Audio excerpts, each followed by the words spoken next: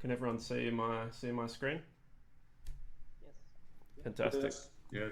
Great. So this is my presentation. I actually did it once already. It went for an hour, so I've tried to condense it down, but I might have to skip through a couple of slides to fit it in. I've done a similar presentation before, but it's no longer available, unfortunately. So it's great to have a chance to actually capture this as well in a format I can share with people. Anyway, so again, special thanks to Rui and to all of you and School of Engineering for hosting me. Really appreciate it. But firstly, just a little bit about me. Rui's sort of given me a bit of an introduction as well, but my name is Gavin. I've got an architectural background, a master's, and I've been working in the Australian industry for about 10 years now, with about half of that time as a BIM manager and now working as a consultant. So I launched a consulting business in 2020. I actually started setting it up at the end of 2019, and then COVID hit in 2020, so it was a very interesting time to become a consultant, but it turned out it was also a very good time to become a consultant as well, because a lot of people needed help in overcoming a lot of the digital challenges that they suddenly had faced with them in remote working and remote BIM teams. But I cover a whole wide variety of services, ranging from strategic and coordination down to modeling and computational design. So I actually do a lot of scripting for clients, building bespoke workflows, typically a prototype workflow that then they can take to an app developer to convert into an app. So essentially testing a workflow before they go and spend tens, 20s of thousands of dollars on an expensive app to make sure they like it. And I also do a lot of training and education, so that keeps me pretty busy.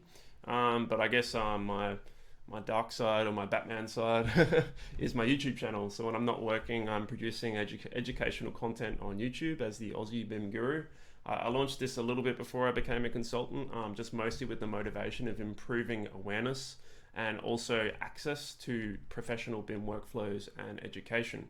Because I saw a gap in the market where there was a lot of student-focused tutorials, how to do 3D modeling, but not as many tutorials focusing on information, BIM, computational design workflows. A lot of these things were being kept by companies and not shared.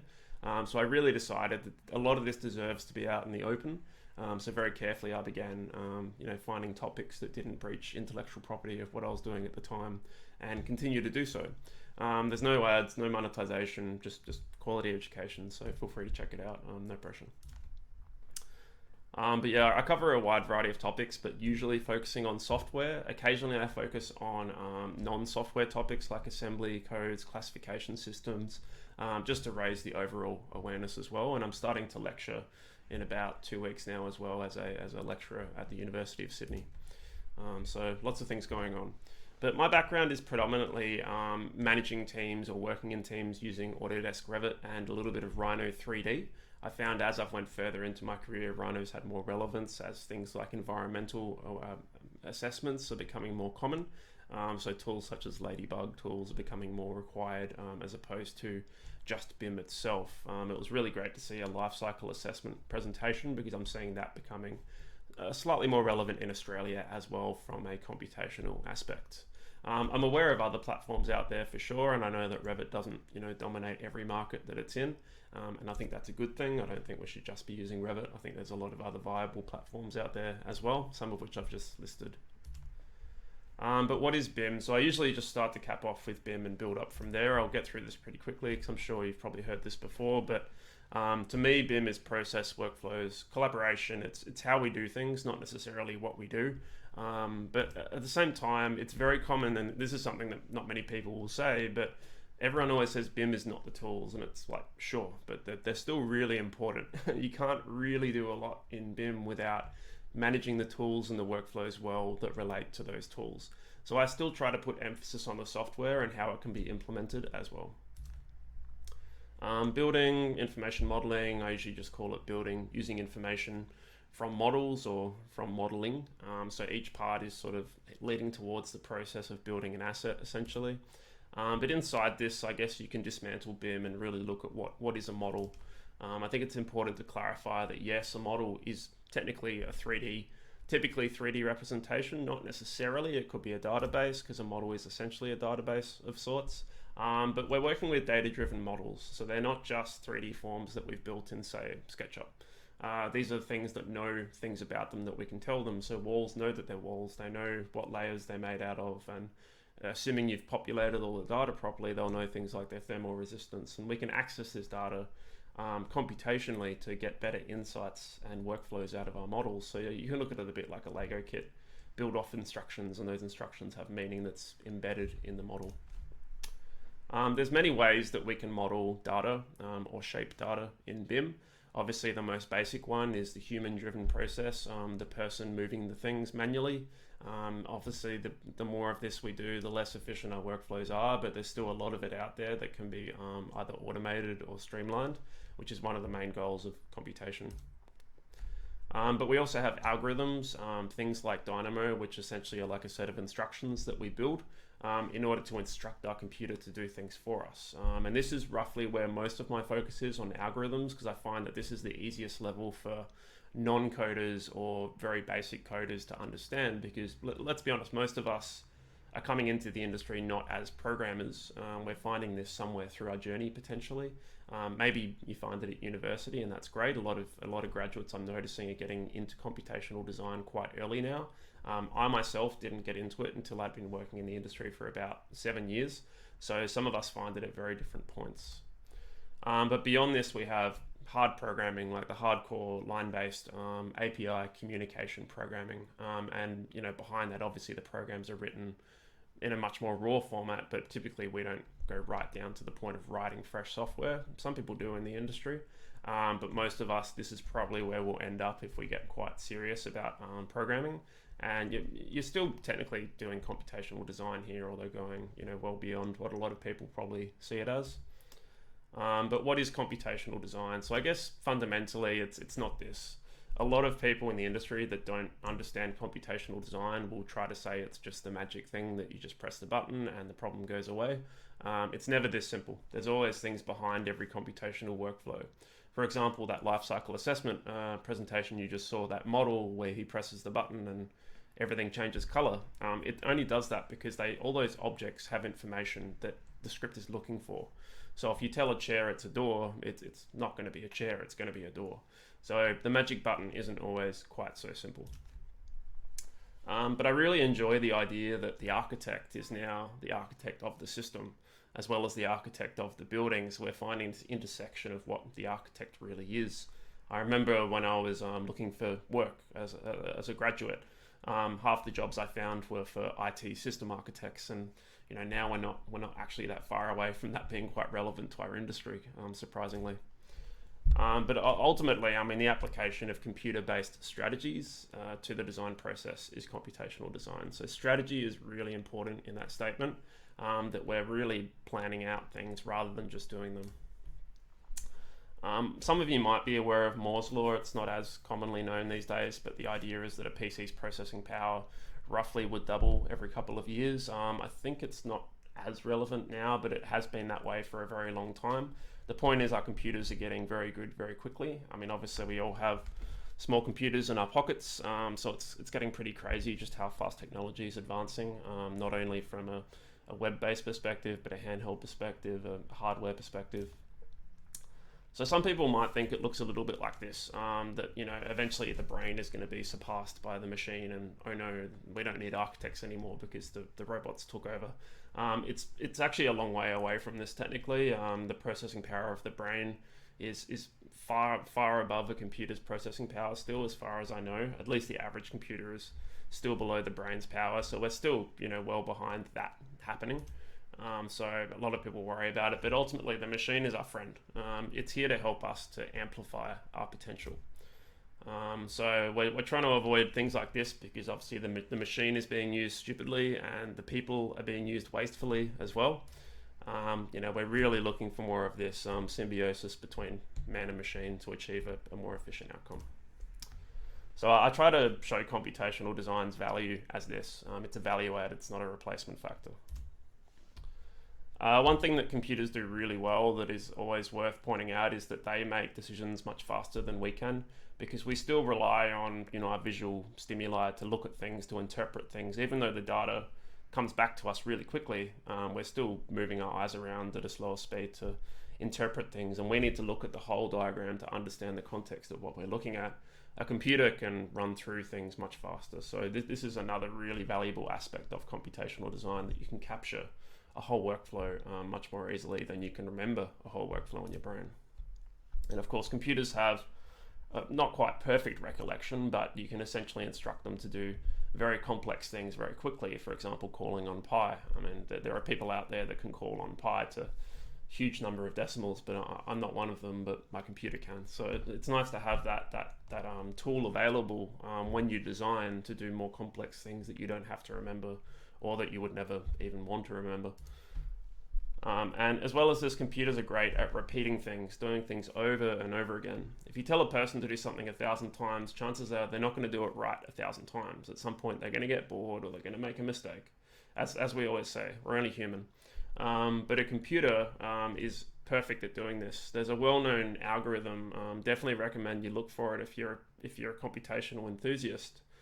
Called the game of life, and it's essentially a programmed simulation where tiles on a grid are told what to do, and essentially very interesting outcomes can emerge, such as forms that keep repeating themselves based on those rules, or essentially logic gates where things stop existing then start existing again.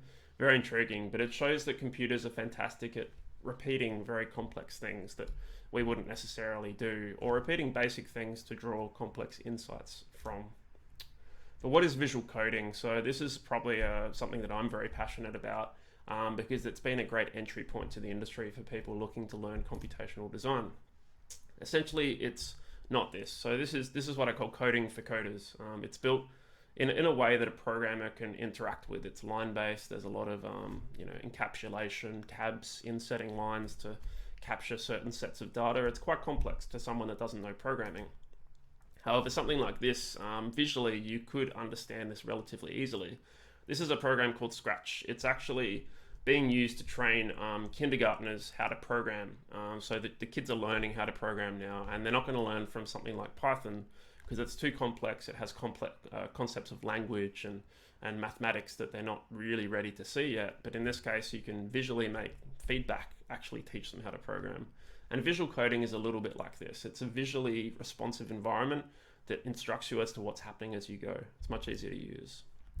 As well as this, like I said, programming is now becoming mainstream, especially in our industry. Having said that, programming is still very complex when you get right into it. There's still a lot of these people on the left that need to be very good at what they do and not see much sunlight. But at the same time, there's a lot of kids really getting into this, and these are some of the future competition in our industry is probably not even in school yet. As well as this, language growth is huge. There's so many computer languages being invented every year. Some of them, being an absolute novelty language. There's a programming language made entirely out of spaces. It's called white space, and you literally can't see it. But everything is programmed by how many white spaces you put on a line. But in this case, we can see more useful languages like Python, C++, Java, which are actually some of the most relevant languages in our industry right now. Computational logic, for anyone that's not aware of it, is essentially taking something, transforming it, and getting something from the process. That's really what we're aiming for here, or what we would say inputs, functions, and outputs. So the problem, the method, and the solution. But we usually see these in visual coding in what we call nodes. So in this case, we can see a node which generates a cone. On the left, we have inputs. It flows through the node, transforms the data into a cone, and then gives us the cone. So this is the basic logic of a visual coding node, which might look a little bit like this. So we have some inputs, which we're building using other nodes, connecting them together with what we call wires.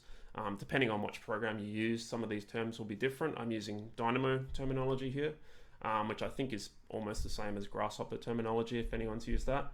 But you can see that the process, builds up, and the more things you do, the more complex your script becomes. You might go and organize it into groups or sections to try and help the user understand what's happening.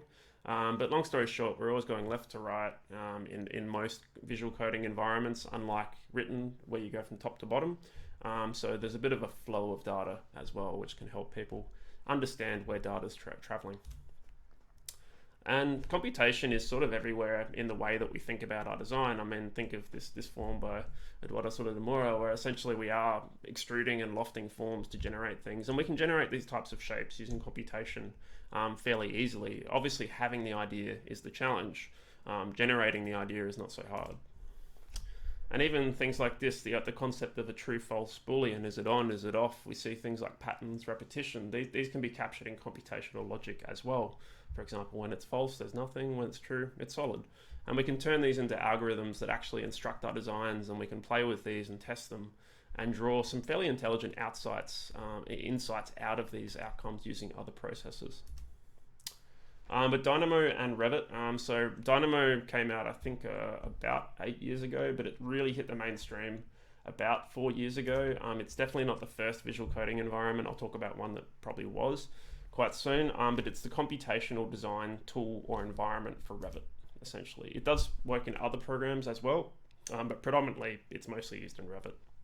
The great thing about it is, despite the fact that Revit isn't an open source software, Dynamo is. So there is some degree of open source community around this software. People tend to find that visual coding tools work best when they're open source because you get a better community that interacts and builds things for it. But typically we're dealing with things in Revit with what we call elements, like a wall, a door, a line, a title block.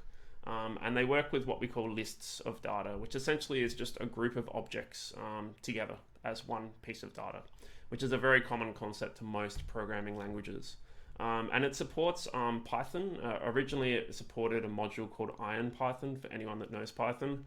Now supporting one called CPython, which is much more strong. And we essentially call on functions built into libraries that the developers of Revit have provided us with. For example, creating a wall is a function in the Revit API. Behind the scenes, there's more happening there in how that wall is created, but it gives us some basic inputs such as a start point, an end point, and how high we want the wall to be. And we can use that to program these functions by interacting with Revit through this program. And you can find it here, but it does come with Revit by default in 2020 and beyond. So most of you, if you use Revit, will probably just have Dynamo already. And there are a lot of strengths to Dynamo. I won't run through them all here, but essentially it's fairly simple compared to a lot of other platforms. And it's very similar to languages like Python in how you manage data compared to other tools that sometimes deal with data in a more bespoke or abstract way. So you will learn naturally how to move on to other languages like Python as well. And there's a huge community behind it as well. It's really helped the Autodesk community come together a lot more, which was a problem before Dynamo was around, I think. Not as many people shared and collaborated. And it's been great to share this through my own channel as well. Very basic example of a workflow in Dynamo, very simple. We're essentially just drawing some data out of the model. I'm taking all the walls in a project and I'm getting a value, in this case, how high is the wall. Now this doesn't look that useful, but there are sometimes things such as construction reviews where they say, we need to find all the block walls that haven't been reinforced and that are higher than a certain height, because otherwise you have a risk of it tipping over if it's freestanding. And we can use tools like Dynamo to just run across the entire model and say, okay, have we got block walls? Sure. Well, how many are higher than 3.5 meters and don't have reinforcement added to them? So you can do a lot of audits and checks, and typically data is the key to Dynamo. It's not very strong when dealing with geometry, but it can, but it's much slower than some other alternatives. There's so many packages out there, more than 1,000. Some of my favorites are listed at the top. I actually make my own package as well. But these essentially are like collections of functions that people have built and given back to the community. So every day, more and more things are being added onto this program. Even if the developers of the original software aren't active anymore, the community pretty much sustains itself. There are other ways that we can package things in Dynamo, which I really like about this specific platform. For example, we have a tool called Dynamo Player, which essentially turns all your scripts into play buttons. So behind the scenes, Dynamo still runs the process, but the user doesn't have to see it, which can be a really good way just to introduce teams to the concept of computation without forcing them to open scripts, make mistakes, or just be too scared to do anything. So I use this tool quite often in company environments to help a team have a toolbox of things to work with.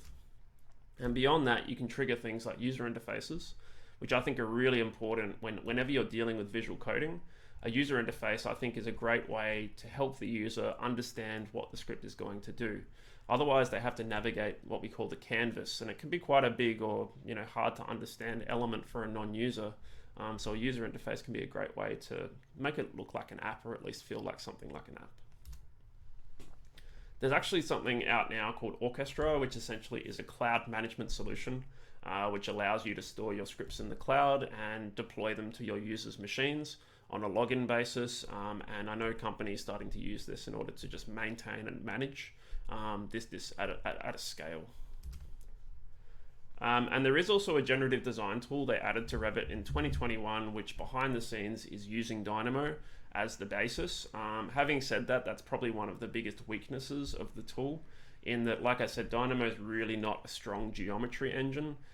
It's limited by the library of geometry functions that Revit uses as well, I believe. I think it uses an open library for geometry inside its own environment, but it's very slow at interpreting geometry and generating it. So there's definitely much better options out here than the generative design tool. I get a lot of people coming to me from universities who've undertaken theses in this tool, and I usually lead them to other ones instead.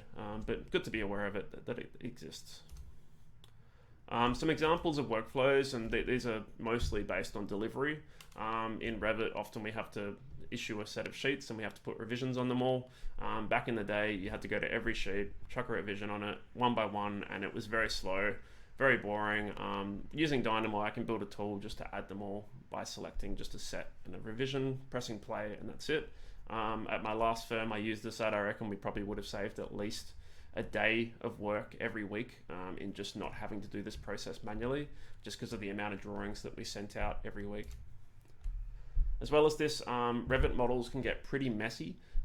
There's a lot of things that people load in from outside the company, so like families off of websites that they shouldn't be downloading them from, but they do anyway.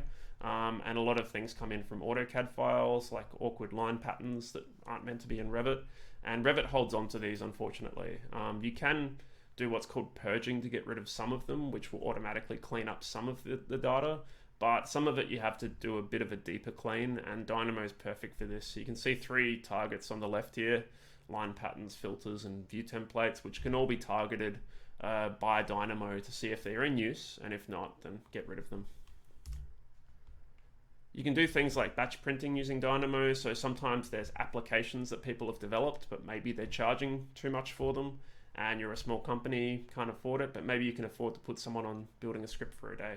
And then after that, your company has a tool that essentially replaces that. Having said that, some of these tools are usually faster than Dynamo.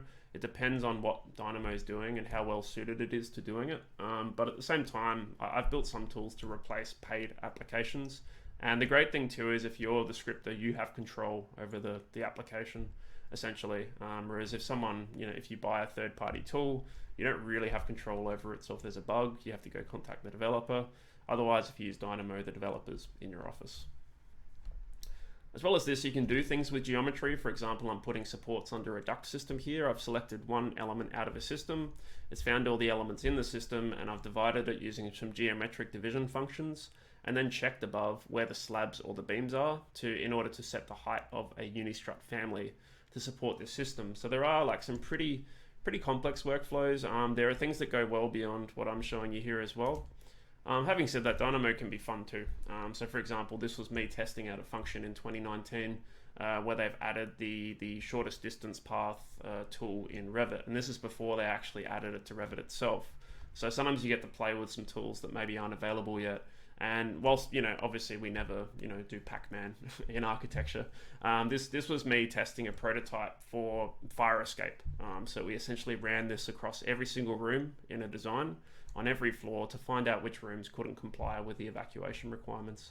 So it's a good way to automate some things that are really boring to do manually as well, because I used to hate doing fire evacuation checks manually. It takes a very long time and it's not very exciting. You basically just draw a lot of lines and measure them.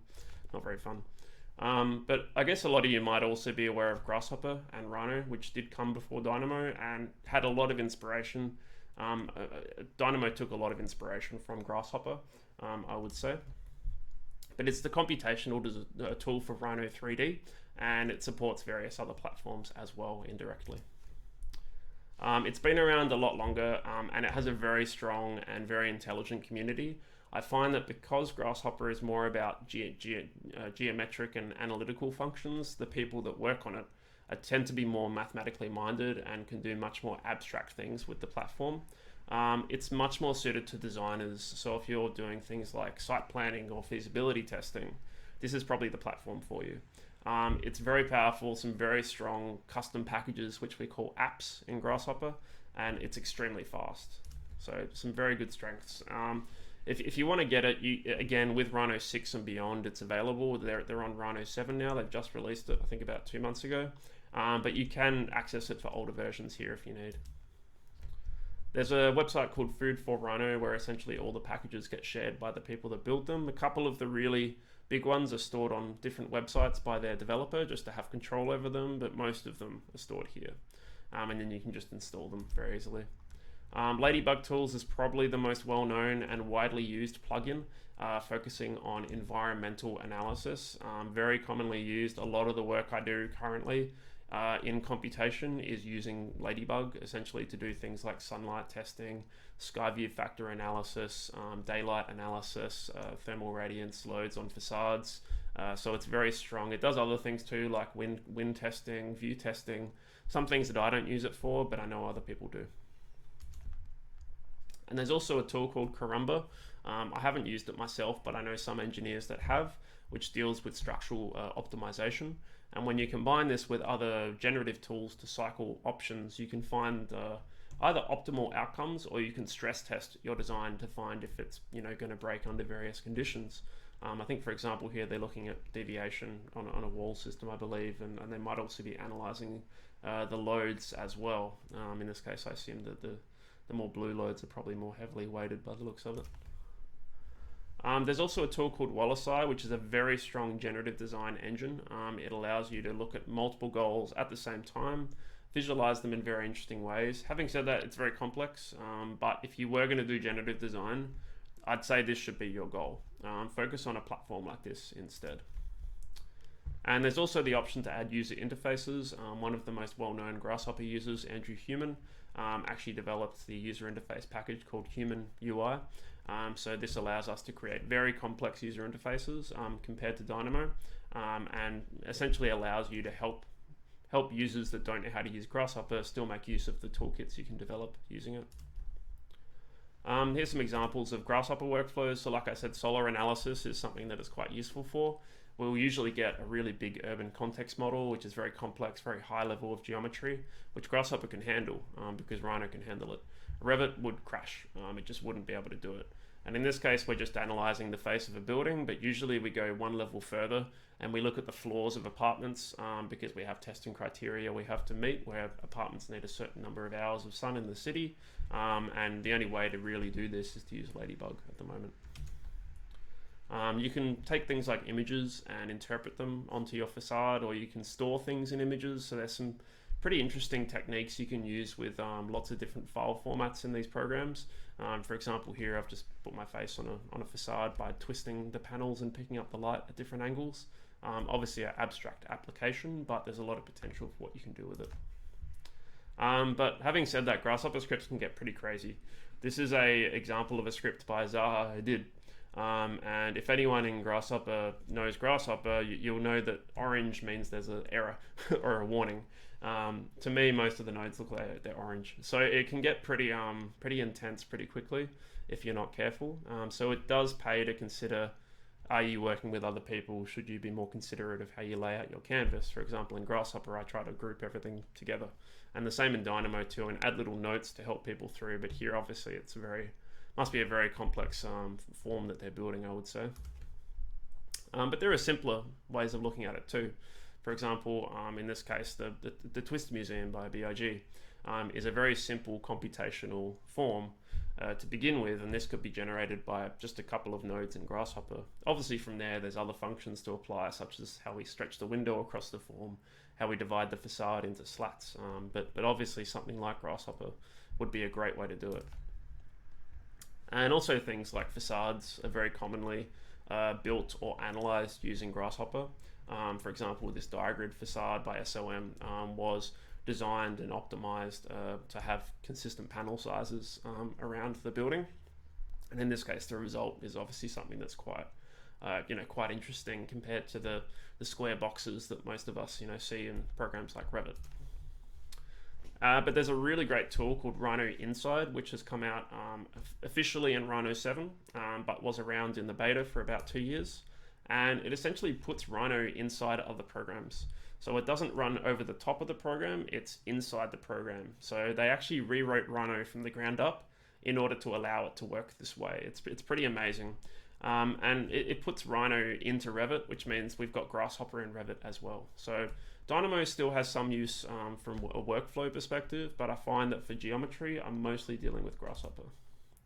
So it allows us to move geometry around, move data back and forth using different packages, and also just to find ways to analyze our design more intelligently, so access things like Ladybug in Revit.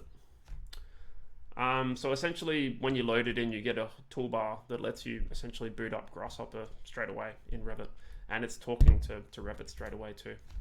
But you can do things like this, taking a design and actually running solar studies live from the Revit model. Having said that, you don't have to work live from the Revit model. You can still just take data across, then close Revit and reopen the model in Rhino if you don't want to have it waiting for Revit the whole time, because Rhino and Grasshopper is a little bit more stable when you run it on its own. But I use it from here and there just to move things across or to move data back, so we can start round tripping analysis data. For example, in this case, I actually tested the rooms for compliance and sent whether it complied back to Revit as a piece of data, which then a color scheme can represent in floor plan. You can also move data into Rhino, because Rhino is not really a BIM platform, but you can use a package called Elephant, which is actually one of my favorite packages for Rhino. I don't know what I'd do without it. It's amazing. It lets you store data inside geometry. So it's sort of like BIM, but essentially you can move data across to the same objects and find links between them. So it's a great program for linking the environments together. And we're really only just getting into what we can do with this tool, but it's unlocked a lot of things for us already. And there's a lot of things beyond visual coding, so the apps, the platforms. One of them is called Hyper. It's actually run by some very important people in the industry. The inventor of Dynamo, Andrew Human, who developed a lot of the packages for Grasshopper, and also a man called Andrew Huack, who worked at Autodesk until he moved on to make this platform. So there's some very interesting people running this. They're very frustrated with the industry and how closed off it is and how many silly things we do on a daily basis. And they're trying to capture it in a platform. So if this sounds like something you believe in too, definitely check it out. There's also platforms like TestFit, which run very complex proprietary algorithms developed by themselves in their own platform to develop site solvers, design solvers, things that can take out the boring parts of our design or even put the tools in the hands of non-architects. For example, probably their main client is developers because they can start making informed decisions about their design without the need to pay an architect a lot of money early on in the project. Having said that, it doesn't capture everything. For example, here, like the aspect of solar access isn't considered in this design. So there is still a need for designers to think like designers while they use these tools.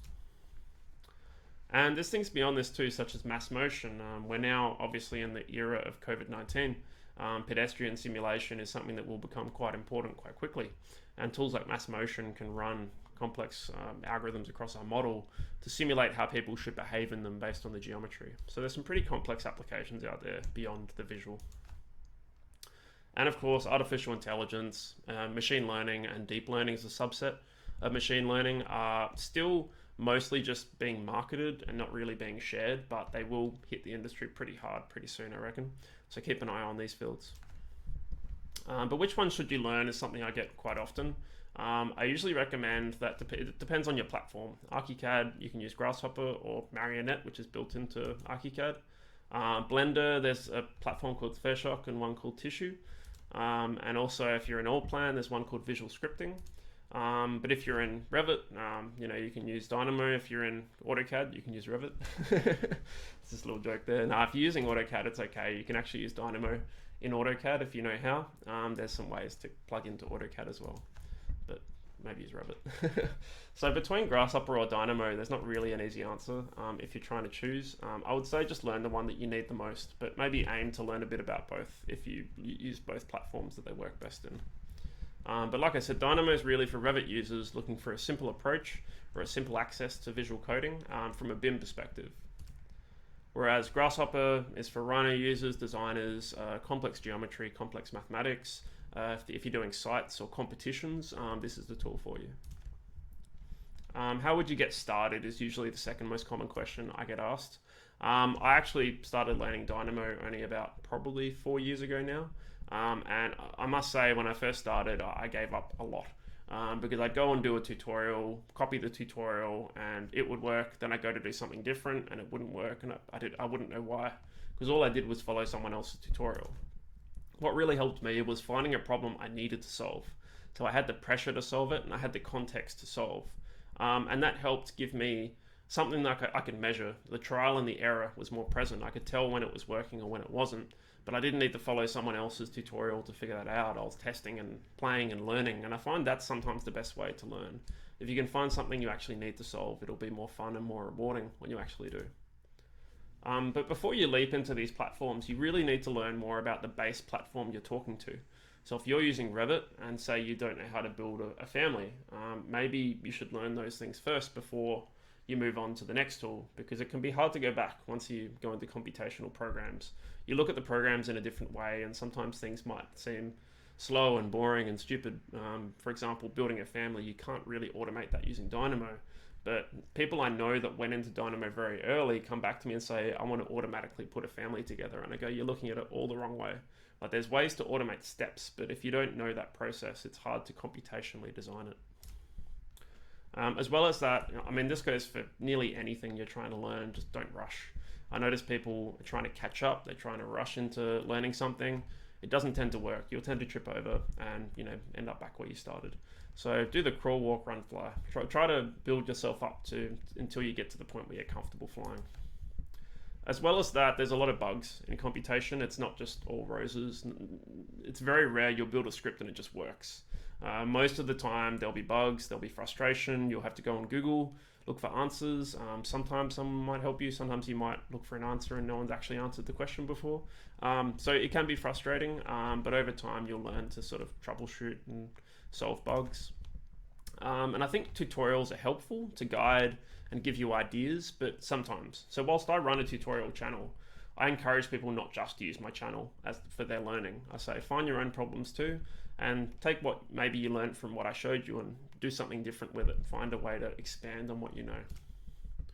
And definitely learn with other people. I mean, you're at university now, you're surrounded by people learning, and surely you can already see it's so much easier to learn more when you're around other people that are talking about the same things as you, and one person might be researching something and you talk about it on your lunch break, and now you know a bit more about that as well, but you didn't have to research it. So if you're around more people, that really will help you learn better as well.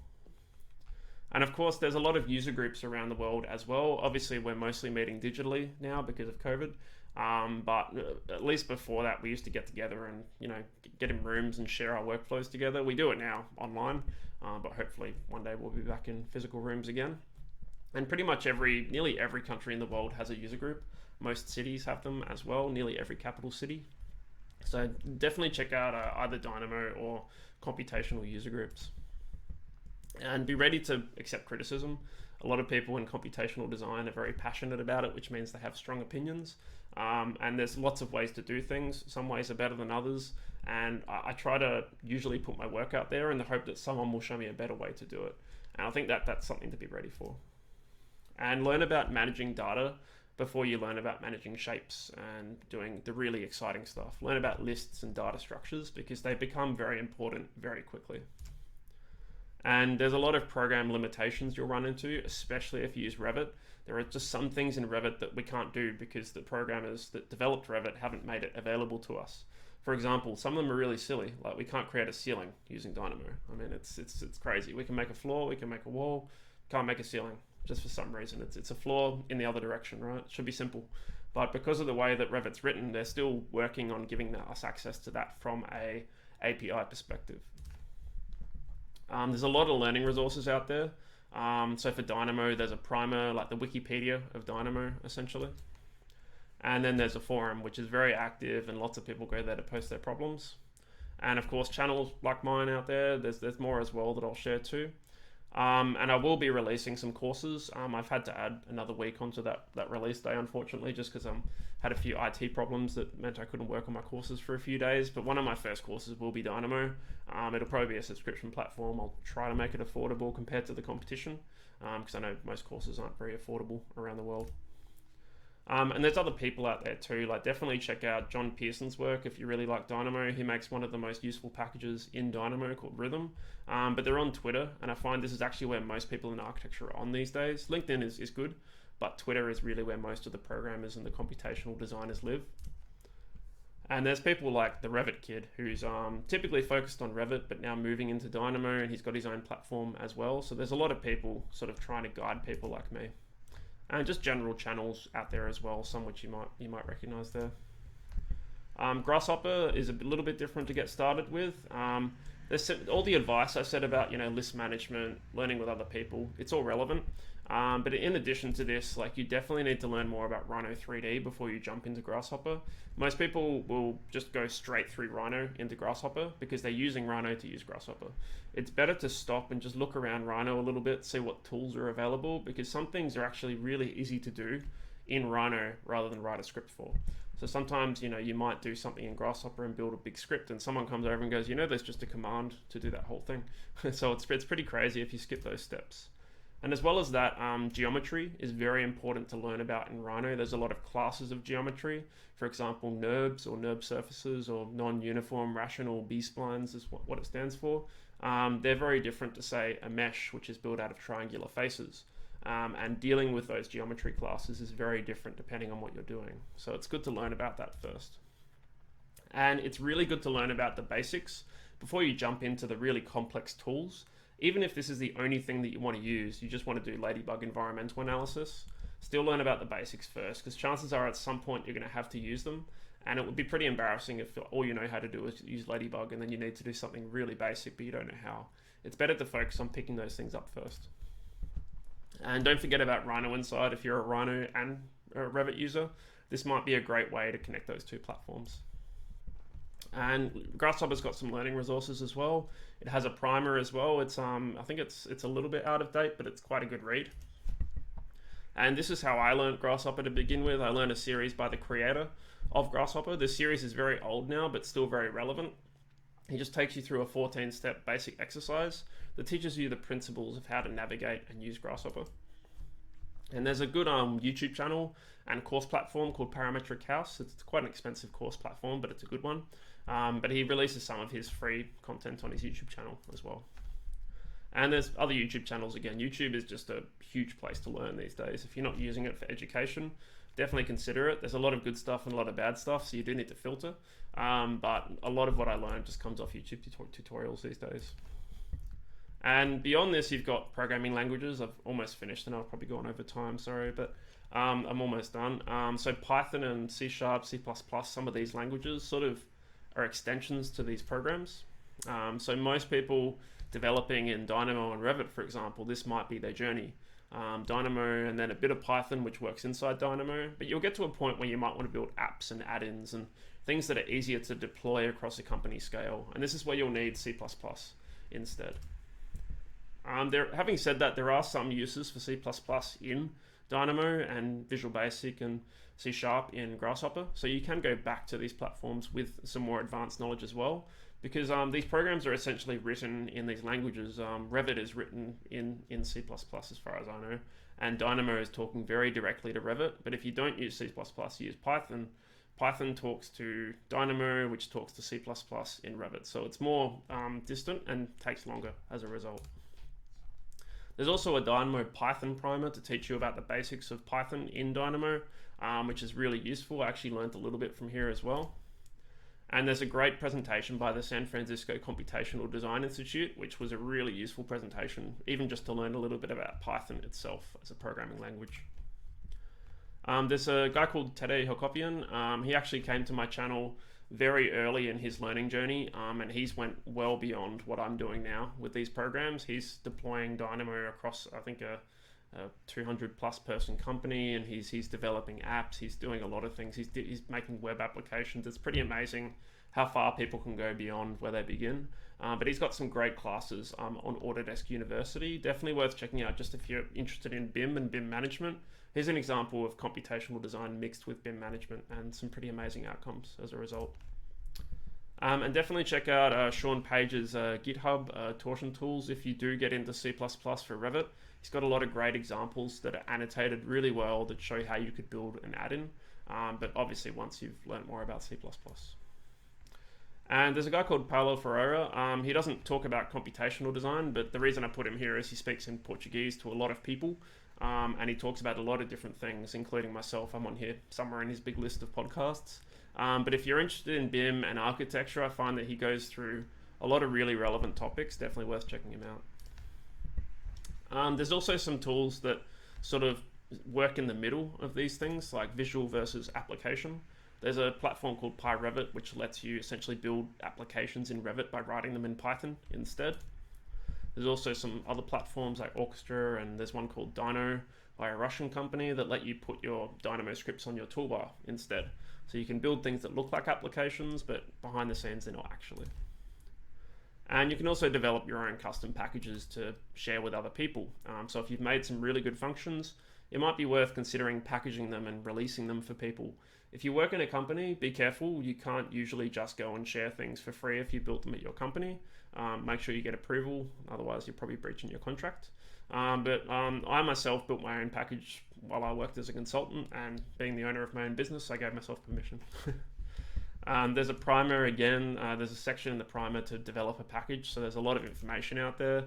And from there you can do things like this. Like I've built my own set of functions that I use. This one just says what the package is. But in this case, it's got a whole bunch of functions that I needed that Dynamo didn't have. And I guess I've reached the end of this presentation about learning visual coding and computational design, but my conclusion is really always focused on giving back to other people whilst you learn. So I've done another presentation you might find valuable, which focuses more just on BIM itself in AEC. There's a little bit of computational design in there, but it focuses on the bigger picture, with a focus on how graduates can get started and what career paths they might have available to them in this day and age. This was pre-COVID, so it's probably a little bit different now for career pathways, given that so much disruption has hit the industry. But hopefully you might find that valuable as well. And I also have a presentation on generative design. It says here it's for Revit and Dynamo, but I do go into Rhino Inside and use Grasshopper as well, if you're interested in this topic and some of the things you need to consider if you want to experiment with this technology. And I have a lot of learning on my channel. I have some series where you can just learn about Python, just as Python, in about 2 hours. I think it's almost an hour, actually. It's a bit less. It's a very quick series. But then I have very in-depth series and tutorials where you can learn about how to use Python in Dynamo, how to just use Revit, how to use Dynamo, how to use Grasshopper, lots of things on there. And I guess my conclusion to you is just as you work through your career, always make sure that you're looking backwards as well as forwards, because I guess where you are now is probably, you're about to start on your career journey. It's, it's quite an intimidating experience. I remember being a graduate myself and having no idea what I was going to do. The industry was wide open. Had no idea what my job would look like in 10 years. And to be honest, I still don't know what it will look like in 10 years. But it's important to look back and see people like ourselves and return value and knowledge to them. That way our industry just as a whole can continue to improve. So just keep that in mind as you go through your career, and I hope that sort of I've helped you by giving you some insights and some advice on how you might look at something like computational design as well. So thanks for listening, and I guess if anyone's got any questions, more than happy to take them on. And I hope this has been a rewarding presentation for you. And again, thanks for hosting me, and thanks to Rui for inviting me. Thank you, Devin. Great presentation, really comprehensive. I think that we all have all the information that we need to start diving into computational design. So, anyone has any questions? So I know it was a lot of information in a very short amount of time. I had to condense an hour into a bit less than an hour, so it's probably quite overwhelming. Yeah, but it's a good thing as well, because you gave all the information that people needed to know if they want to go to Grasshopper, what they need to, so how they should start with Dynamo as well, and so on. Yeah, if anyone needs as well, I'm recording this for YouTube too, so if you need to watch it again, there'll be a copy you can refer to if you need. So, yeah. Great. Yeah, do people tend to use computational tools at the moment in university? I'm just curious as to what level you've seen them so far, just as a whole, if anyone wants to comment on Fortunately, it. I'm sorry. Nice to meet you, Kevin. I'm Nice to meet you too. Weber, also from the coordination of the With the course. audio. No problem. Yeah. There we go. Yeah, but what I can say from what I know is that many students are using it in master thesis, but Mhm. not really on during classes or anything. But in this situation in particular, we're talking about a post graduation, so all these students are already active professionals. Oh, great. Yeah, so So everyone's postgrad. Yep. yeah, yeah, Oh, yeah. fantastic. It's Yeah, a so completely you already have different some environment. experience then. So I guess you've seen some out in the Yeah, industry, I'm sure. Yeah. yeah, yeah. Excellent. But I believe that here in Portugal, it's not part of the curriculum. Mm. Um, but probably most students um, tend to use it in the development of some Yeah. master thesis or It's something. very similar in Australia. The courses don't necessarily force you to use the tools, but they ask you to do things that you pretty much need them for anyway. Like they say, oh, we need to do solar analysis on a site, and it's like, well, how else are you going to do it? I guess they've got to use something. So, yeah, Yeah, cool. I believe it's similar here. Yeah. I suppose Rui says exactly what I am going to say. So, mainly we use these tools in the final works of master Hmm. or bachelor courses, Yep.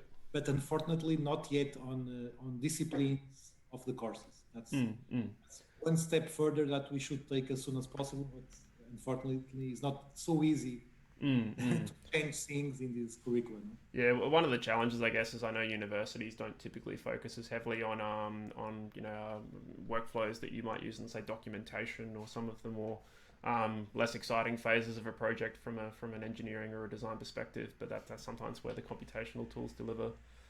Say with Dynamo, that's mostly a delivery-based computation tool, whereas something like Grasshopper's got more relevance in the design competition concept phase. So. Yes, that's true. That's true.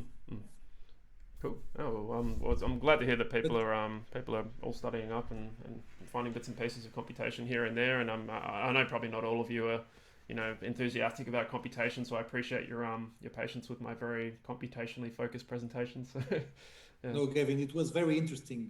I'd like to Thank you. congratulate you. It's very useful for this presentation because the majority of the students and myself, we are beginners in this issue, and I think it was very useful to give a step further and to invest a little bit more time in these issues. And I Yeah, think yeah. And having said that, if anyone ever wants, don't hesitate to reach out to me as well.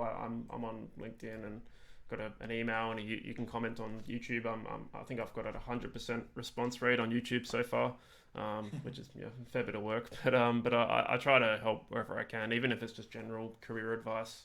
I give a lot of career advice behind the scenes for people just getting started with a job or looking for a change of roles. And I can't hire anyone, unfortunately. I work as a sole trader, but I can at least give tips. And if anyone wants to work in Australia eventually, I know like sort of the ins and outs of how the visa process works, and there's some opportunities like that too, and maybe potentially can connect you with people Do you sometimes. know, Kevin, just a curiosity, do you know any Portuguese working in Australia in these topics, in this area? Oh, like specifically in Australia with a Portuguese background? No, I am saying Portuguese people working there Not in these topics. immediately. No, I think I've met a couple of mostly from Germany. Most of my friends, for some reason, I've met a lot of German people here on vacation or just on placement for work, and a lot of friends from Thailand, China, Singapore. Just going through them all in my head. One from Taiwan. There's a lot of like Australia is a funny place. You get sort of almost like one person from everywhere in your friend group. It's a very diverse culture. But I've met say like Paolo. I'm good friends with Paolo, who I spoke about with his podcast before. I think he's working from Brazil, but speaks in Portuguese. I think his background is from Portugal, I believe. So yeah, I mean, I'd love to travel there one day. I mean, I know that that the food is definitely something to be spoken about. I know a lot of the origin of food came from a lot of Portugal as well. A lot of the I've got a friend from India, and he spoke to me about the origin of a lot of the recipe ingredients in curries, and saying, oh, actually it came from trading in Portugal. It was quite interesting to hear about it. Yeah. Good. No, maybe next year you can come here to Portugal to give hopefully this lecture live in Portugal. It would be very nice. Yeah, that'd be great. Yeah, I mean, I'd love to travel again. It's been a while. Great. Cool. Yeah, excellent. Well, thanks very much for having me, and I guess if anyone has any questions outside the presentation, feel free to reach out, I guess. Yeah. Perfect. I don't know if you have some questions to give him. I suppose not, but they are probably a bit tired. Yeah. Is it late for all of you at the moment in Portugal? Yeah, it's 10 o'clock. Yeah, no, you've got an excuse there. I'm usually not functioning by 11. So. I think that we need to simmer down this presentation first, and then we'll ask the questions later. No problems. No, that's okay. My day's just beginning, but I guess you're coming into the weekend, so enjoy.